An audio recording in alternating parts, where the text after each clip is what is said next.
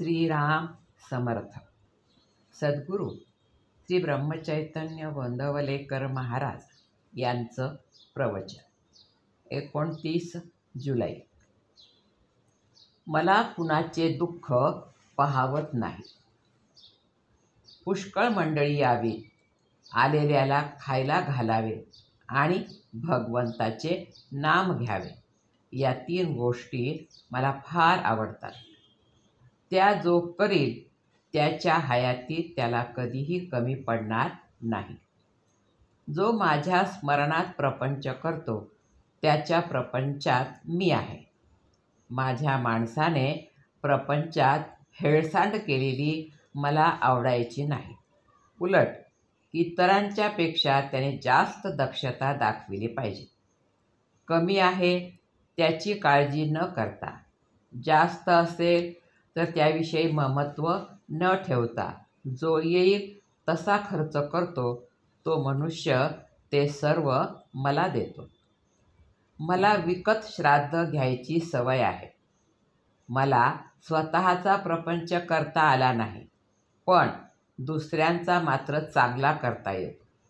माझ्याजवळ एकही पैसा नव्हता आणि खाणारी माणसे पुष्कळ होती, पण मी कधीही काळजी केली नाही. मी आजपर्यंत पैशासाठी कुणाकडे जीभ विटाळली नाही. उद्या जर कोणी 1,00,000 रुपये माझ्या नकळत माझ्या उशाशी आणून ठेवले तर मी ते विष्ठेसारखे बाजूला सारेन आणि स्वतःच्या श्रमाने 4 आणे मिळवून पोट भरेल. मला आवडते की एक लंगोटी घालावी, मारुतीच्या देवळात राहावे, भिक्षा मागावी आणि अखंड नाम घ्यावे. हे करायला कोण तयार आहे? मी आपल्या नामाचा हट्ट कधी सोडला नाही. मी जरी जास्त गरिबांचाच आहे तरी मला प्रपंचात कधी दैन्यपणा आवडत नाही. दुसऱ्यांकरता निस्वार्थीपणाने भीक मागण्याची मला कधीच लाज वाटली नाही. व्यवहारदृष्ट्या माझ्यामध्ये एकच दोष आहे की मला कुणाचे दुःख पाहावत नाही.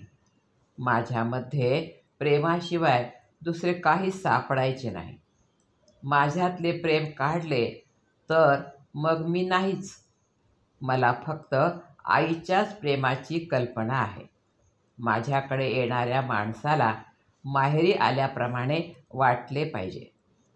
तो परत जाताना त्याच्या डोळ्यात पाणी आले पाहिजे. दुसऱ्याला आपला आधार वाटला पाहिजे. मी असून काहीच होत नाही. ज्या गोष्टी घडायच्या त्या घडतच असतात, पण आपण असण्यात एक आधार आहे असे इतरांना वाटावे. माझे आता किती दिवस आहेत कुणास ठाऊक. मी पुढे असो वा नसो, जे मी सुरुवातीला सांगितले तेच मी शेवटीही सांगतो.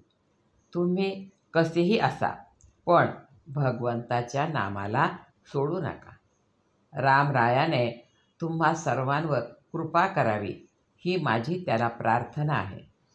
तुम्ही माझ्यासाठी इतक्या आपलेपणाने कष्ट करता याची जाणीव मला आहे. या कष्टांचा मोबदला रामरायाच तुम्हाला दे. तुम्ही सर्वजण आनंदात राहा हा माझा तुम्हा सर्वांना आशीर्वाद आहे. आजचे बोधवचन. माझा असा अनुभव आहे की जो मनुष्य आपले आहे ते रामाला देतो त्याला राम पुरवतो. जानकी जीवन स्मरण. जय जय राम. श्रीराम समर्थ.